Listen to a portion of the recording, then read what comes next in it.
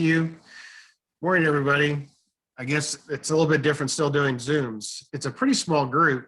In fact, I think it's probably the smallest workshop I've done in 20 some years. So if you have questions, just unmute and then you can ask a question during the presentation also. Well, I mean, if that's okay, because I want to make sure this is pertinent. And I try to figure out how old everybody's kids are, so that we make sure the content of this is appropriate. Could everybody unmute and tell me how old the individual is that you're wanting to talk about, so I know whether I'm talking about 5-year-olds or 30-year-olds. 9. 5. I have 2 4-year-olds.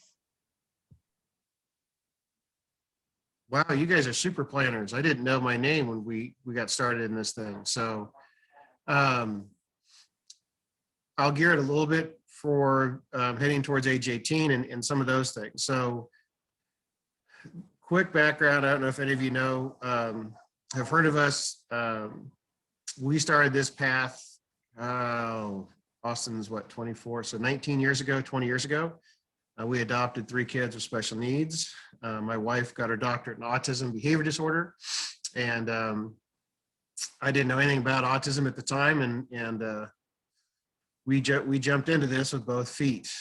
Since then, my practice has been only special needs for almost 20 years. We have individuals and clients across the country. Our trust department is 96% special needs, and we're also a host home. We have 3 other additional individuals in our home, 2, which you may hear in the background, playing Wii and talking about Jurassic Park, or coming out and wanting me to help with Blue's Clues. So this has been our life for a very long time. We love it, wouldn't change it.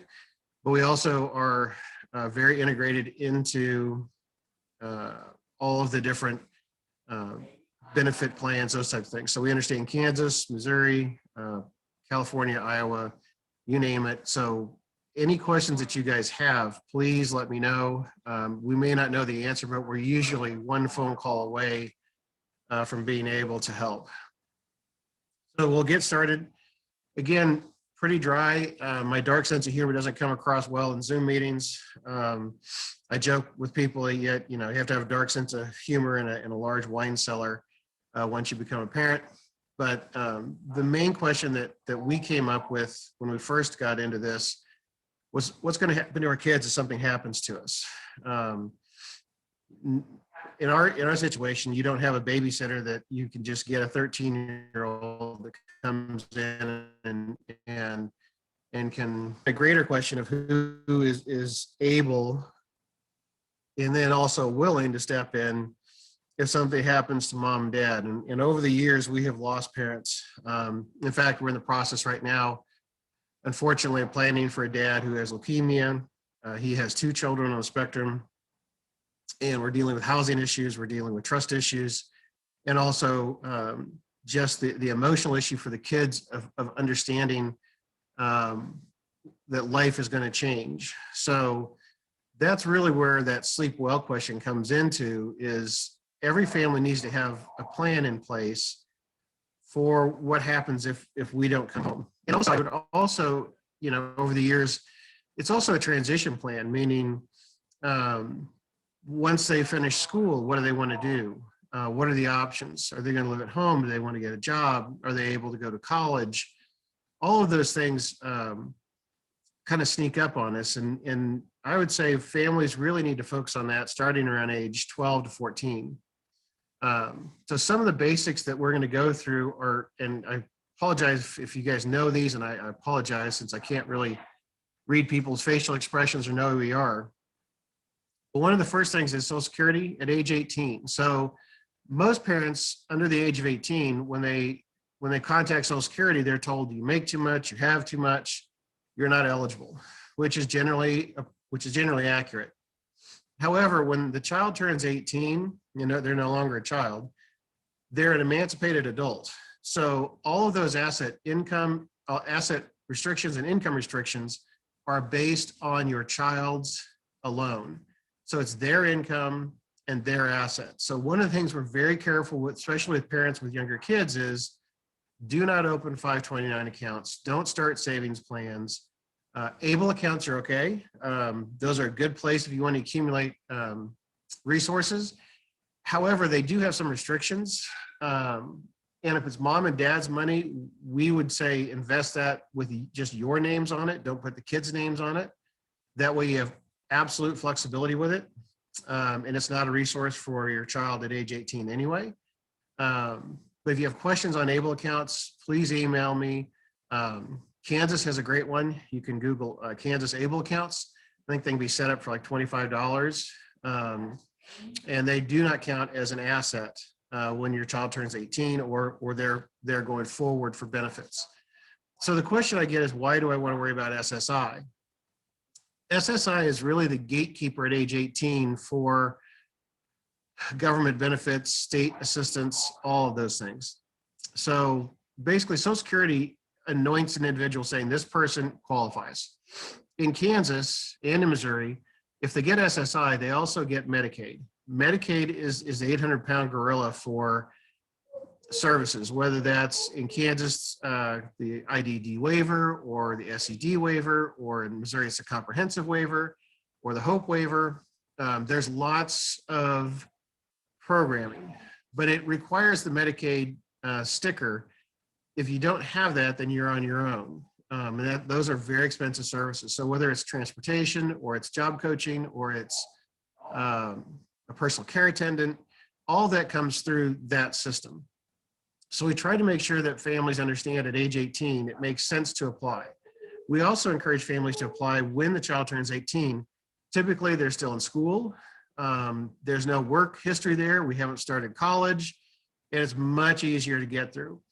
One of the challenges when our kids start college and they're successfully completing classes, Social Security has been denying those applications for benefits, which is crazy because if you apply before you start and then you start successfully completing them, they don't take someone off benefits.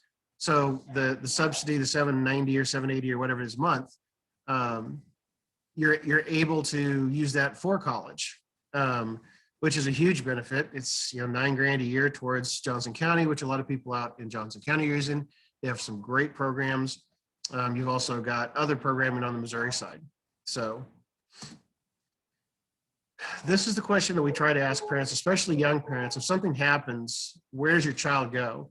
So a lot of people will say my parents or my brother or sister.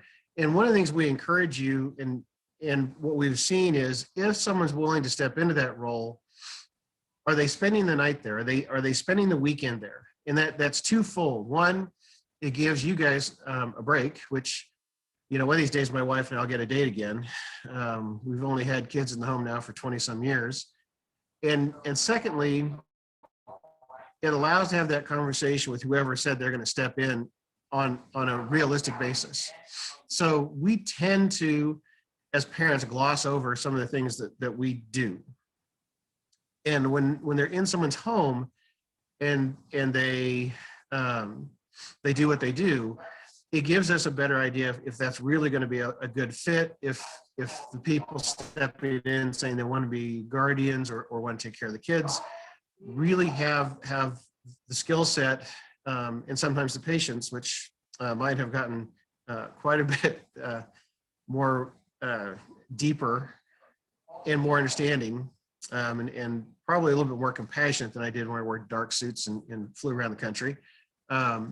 But that's one of the things that we highly recommend for parents is to let them spend a night and then a weekend and then maybe a week and make sure that this is a good fit for everyone. And it also allows that next guardian or whoever may step in the ability to ask good, solid questions because they're experiencing it. Many times we see that someone is named in legal documents, whether that's a will, a trust, a guardianship, they're a successor, and they really haven't stepped in those shoes yet. And sometimes that doesn't end well. So we encourage families that if you're working on getting a transition plan and we're trying to help people to be around our kids and that they may step in or they may live in your home, your kids may live in their home. And again, hopefully none of this happens, But the positive side of that is it also provides a little bit of a break for mom, dad, whoever is a current caregiver, grandparents. We have a lot of grandparents raising kids. I don't know if anybody's on the line or not, but it allows for a break. One of the things we don't see as a parent, that we don't do a lot of self-care, and we're not taking breaks. So that's something we're encouraging in a transition plan with loving, caring individuals who want to help take care of our kids. All right, buddy. All right. Sorry about that. Austin, can you help him, buddy? Thank you. That's just part of it. So the question we have is, if something happens to you guys, where do the kids go? And that was a very difficult question for my wife and I. We really didn't know. And then at age 18, everything kind of changes. Like I said, your child becomes emancipated. They're an adult. They can make their own decisions. And please forgive we have to talk about this in certain language. My language skills with raising, 6 to 8 kids with special needs. I'm probably not overly sensitive to language skills, because we view it is what it is. And acceptance is critical.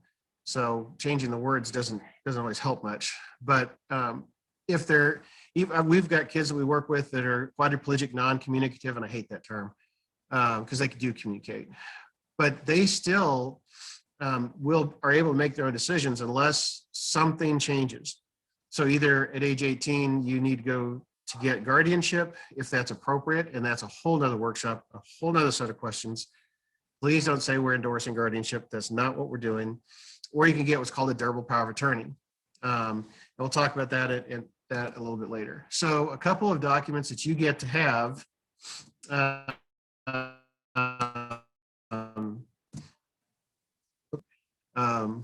But everybody talks about wills. A will in the state of Kansas is not ideal. It does two things. It moves your stuff. We all have stuff, 401ks, cars, houses, life insurance, whatever it is. And then the important part of that from our standpoint is it does tell the courts who you want to be the guardian, okay? So there has to be a legal document in Kansas, Missouri, all states actually, that tells the courts in that state's language. So if you move, these need to be updated, or if you just recently moved into Kansas or Missouri or wherever you are, you need to get those updated. So the will basically says, I want my sister, brother, mom, dad, cousin, friend from church, whoever to be guardian. Without that documentation, the court's placed in foster care or within social services until they get that straightened out. And God bless all the people in those services, but you do not want your kid going into there for one day, okay? So this is during when we actually got to have in-person workshops. I make you raise your hand and promise that you get this taken care of, because those are the heart-wrenching calls that we get when someone doesn't have a will. That hopefully everybody's clear on that one. But a will does not move. A will is dangerous for moving stuff, because it tells the state of Kansas or Missouri where the stuff is, how much stuff is there, and who's getting it. Which, in the environments we're in and legislation changing, we don't want the state or anyone to know what I'm leaving my kids, whether it's $10,000 or it's $1.5 million. That's not pertinent.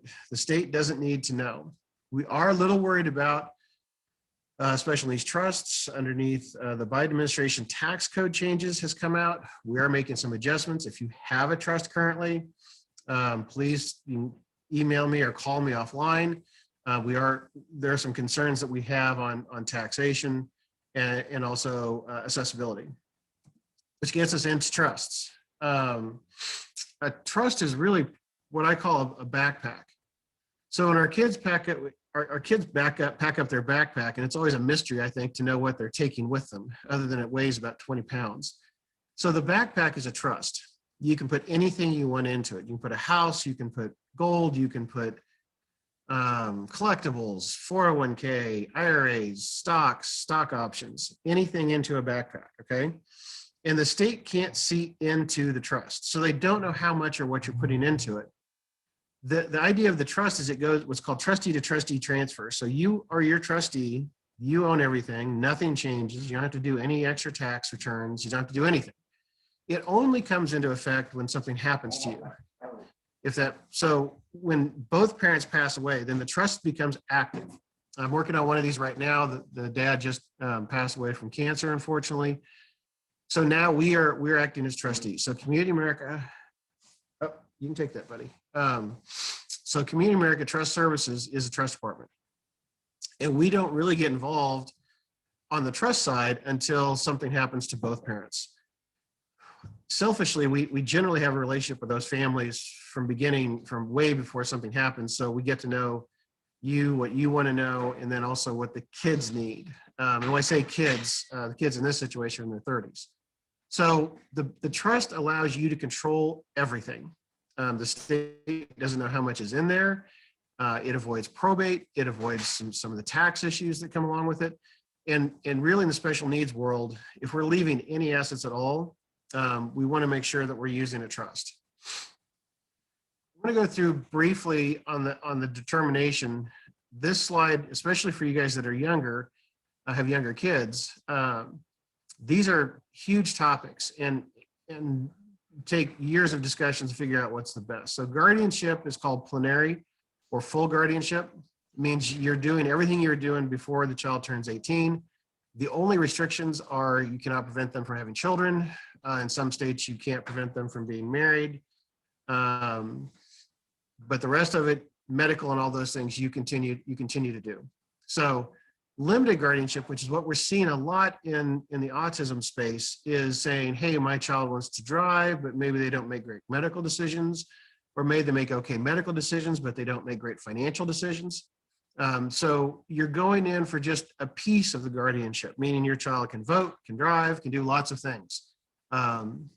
So we always try to do the least restrictive option. And then the very least restriction is durable powers. So for our adopted son, we have durable powers. He gets to make his own decisions. He gets to, he can sign contracts, he can have an employment. Because one of the things we're seeing with the Department of Labor is they're looking at guardianship saying, how can someone sign an employment contract if they have a guardian? Now, we would disagree with that on several grounds, but right now that is an issue. So we're trying to help our kids become more and more independent. We're trying to help them to stand on their own two legs, because eventually we won't be here. That's every parent's goal, is to help them be as independent as possible.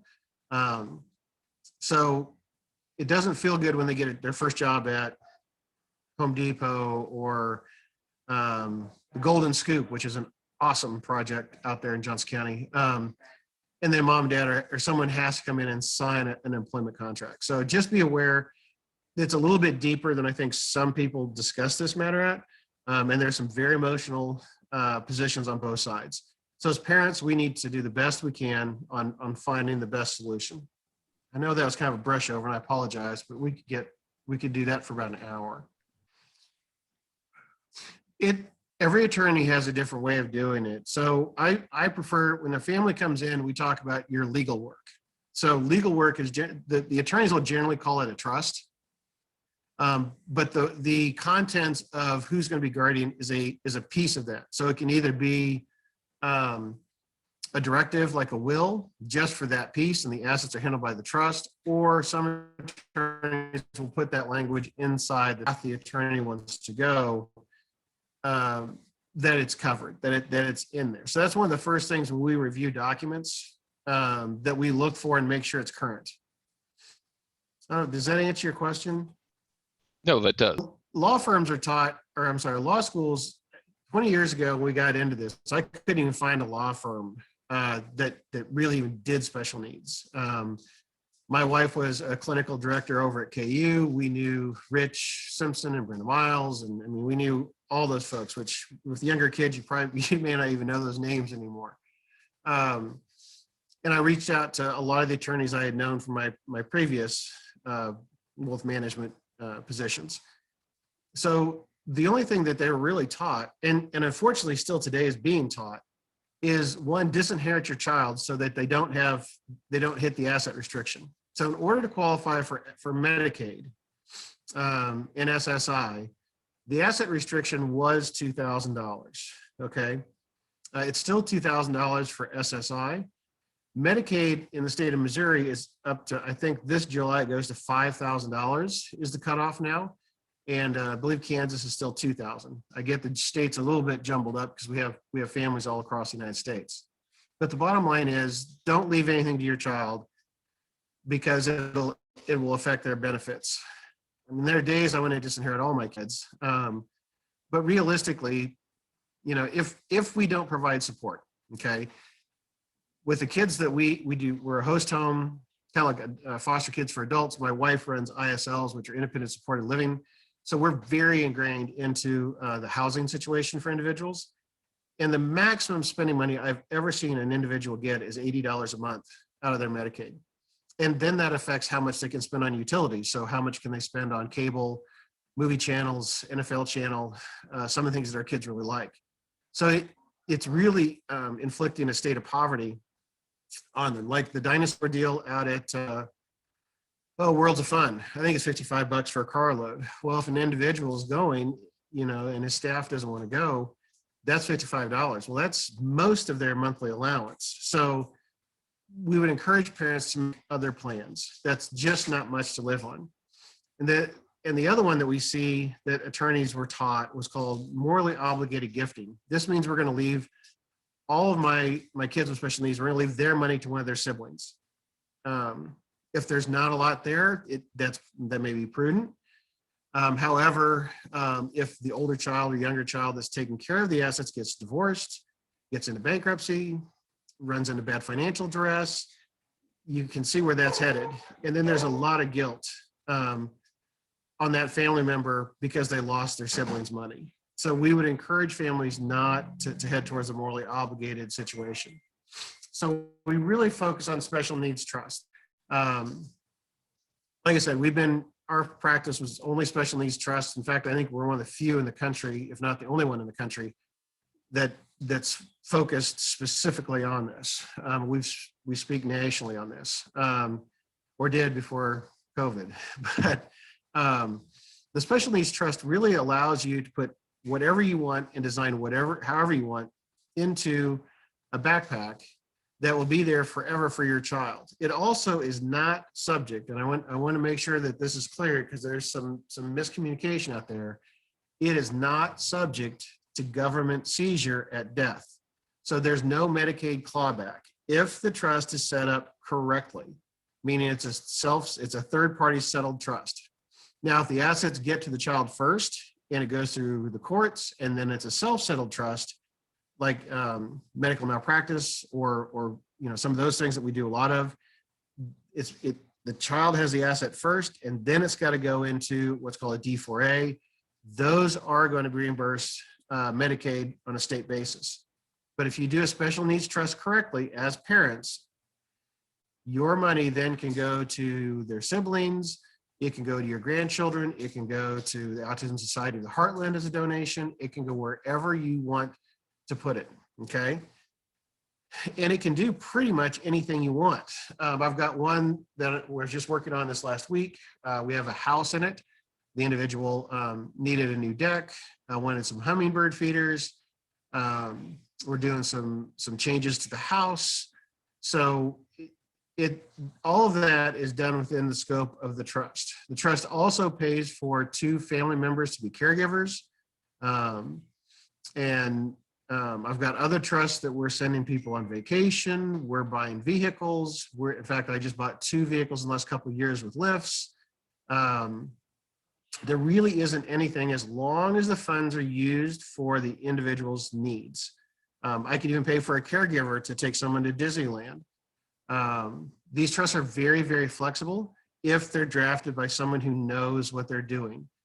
There are a lot of firms out there that advertise and reach out to us that say they want to do this type of work, but there are very few that we feel are focused in this area because the laws do change. And I want somebody writing these documents for my family who has a lot of experience. If you have questions on that, you can email me or call me, and we'll try to help in what we can. One of the challenges that we do see that people don't understand very clearly, and I don't think law firms do a great job, and this is somewhat self-serving, so take it with a grain of salt. If we name our kids as the trustee, so my wife and I get a date night, we get hit by a comet, it'd be our luck, one date in 20 years and we get killed. So what if we want one of our children to step in, they become a trustee, okay? A trustee has 52 different functions legally that they have to function with. And they can be held accountable by the IRS. So if they don't file a tax report right, if they don't file it on time, if they forget an asset, if they make a distribution that is in violation of Social Security or Medicaid, all of those have financial impact on your child, whoever you've named as trustee, okay? So self-serving, please take that with a grain of salt. We are a trust department, so we obviously are going to be biased, but we get calls from a lot of family members who've tried to do it and then they do not want to do it. It takes a lot of time and it's a lot of stress. And by naming a corporate trustee, you can also name what's called a trust protector, which is generally a family member who can hire and fire a trust department at will. Also, the trust protector is the conduit for family information. So somebody needs a new TV, somebody needs new bedding, clothing, whatever. We rely very heavily on that trust protector, or sometimes it's called a trust agent. We don't see those in documents very often. We wish we did, because that gives someone the authority to oversee the trustee. We like a lot of people involved. We like support networks, and we think that it's important that there is someone that watches the trustee. One of the questions we get, and again, I apologize, I'm going through this fairly quickly, is what can you put into a trust? And our answer is almost anything. We have a lot of homes. The individual is comfortable in their home. They want to stay in their home. It was maybe built with certain things in mind for their comfort. That can be placed into a special needs trust. Investments can be placed in. Retirement funds can be placed in. And if you have other kids, the Tax Reform Act changed massively how IRA money is transferred to what's called non-spousal beneficiaries. So previously we could do what was called a stretch IRA to kids or grandkids, okay? So we would take out that tax liability over their lifetime. That's gone. You must make a distribution to an individual who is a non-spousal beneficiary over 10 years. The exception to that is in a special needs trust or someone who is deemed to have a critical illness that is terminal. So yeah, trust, we're now starting, we completely flipped it on its head. Prior, we were putting retirement funds to the other kids, doing that over a lifetime or doing 2 lifetimes for grandchildren. It made a lot of tax sense. With the new tax law, we now feel that looking at that and talking about how those retirement funds should be placed into the special needs trust if something happens is a critical planning tool. And then also life insurance, if you have insurance at work, if you have some that you got outside. Full disclosure, we're not huge insurance people, but it is an asset that you could name generally each other if you're married, and then the trust is the contingent beneficiary. It is a tax-free source for trusts, and under current tax law proposals, we may start looking at that a little bit harder because the taxation may get very difficult for special needs trusts. Real quick on our planning for us as families.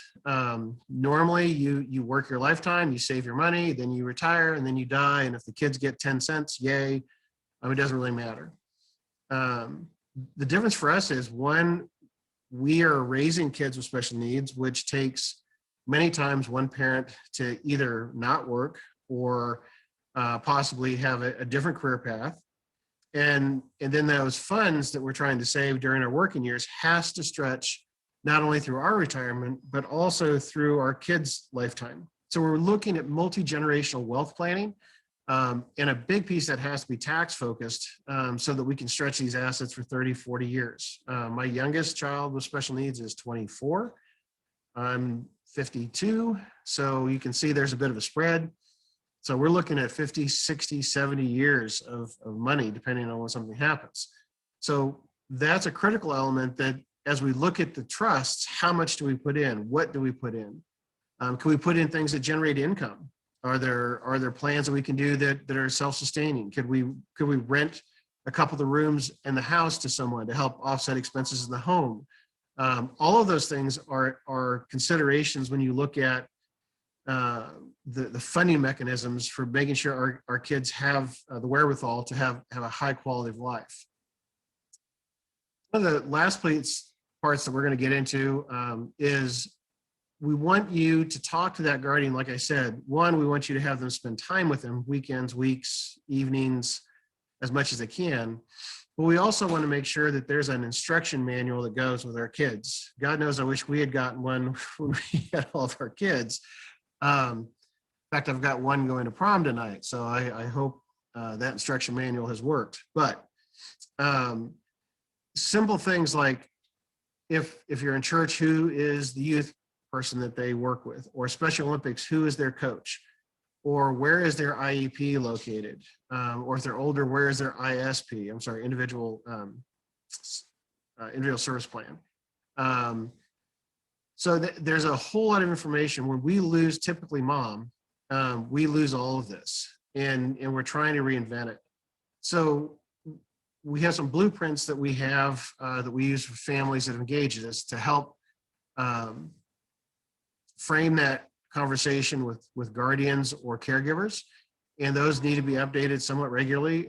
Medications, doctors you don't want to see again, hospitals that have worked really well, therapists, ABA, all of those things. We want to make sure we have that in some format so that when we lose mom and dad, we don't lose that information, because unfortunately, way too many times that information disappears. So as we said, are you prepared? This is kind of a horrible way to end a workshop, but the planning is comprehensive. So not only is it just financial and trust, I would argue that's probably the simple part. You get a trust, you name it, put your assets in it, and then have a goal of how much you need to have in it. And then the difficult part is really that phase of who's the support network around your child, who's going to be there to step in, what's that look like? If it's your parents, how long will that be feasible? You know, my parents, when we started this, were in their 60s. They could have definitely helped. Now that they're in their 80s, that probably is not a good solution.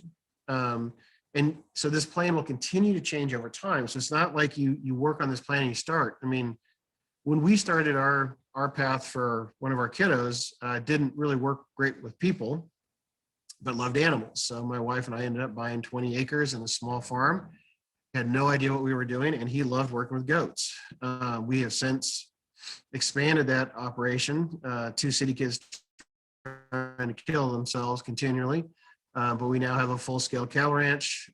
It's self-sufficient. We have an apartment that he can live in out in the barn. That's his bachelor pad.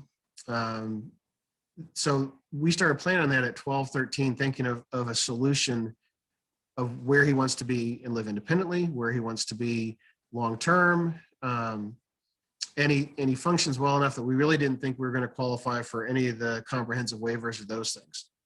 So that I encourage you to, I know sometimes it's an early plan and I'm trying to get dinner on the table, let alone plan 30 years out, but I encourage you to at least start having those conversations.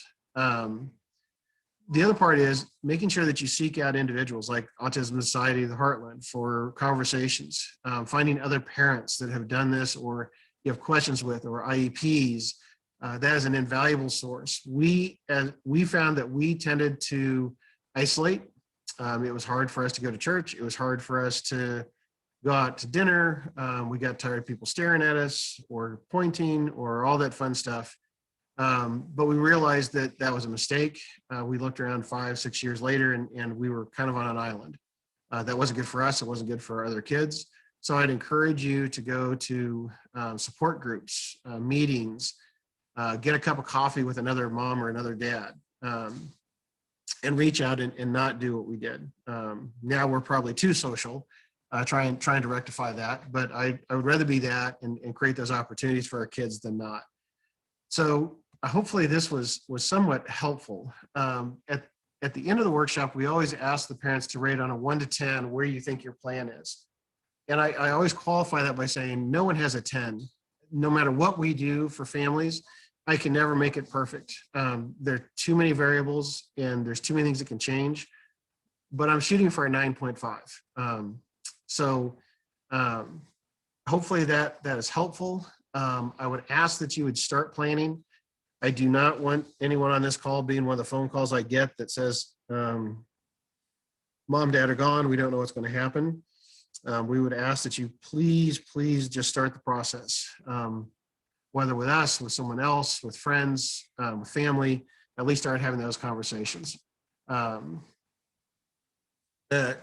Whoops. You gotta love that.